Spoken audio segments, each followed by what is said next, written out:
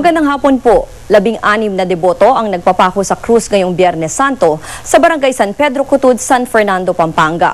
Taunang tradisyon sa lugar ang pagpapako sa krus, bagamat hindi ito hinihikayat ng simbahang Katoliko. May flash report si Salima Refran. Salima?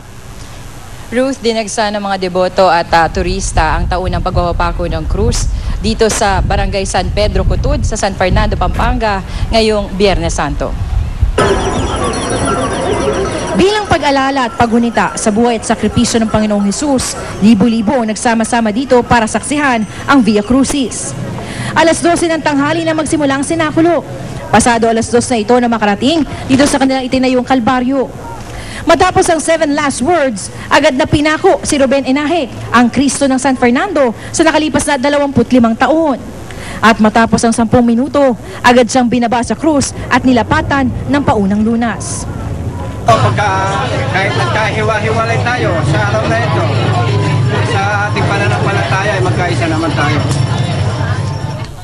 Ruth, samantala sa mga oras na ito, may mangilan-ngilan pa rin tao dito sa crucifixion site. Bukod kasi kay mga Ruben, 15 mga lalaki ang nagpapako sa krus ngayong araw ng Biyernes Santo. Yan ang pinakasariwang balita mula dito sa San Fernando, Pampanga. Ruth? Maraming salamat, Salima Refran. Mula sa Tahanan ng Katotohanan, ako po si Ruth Cabal.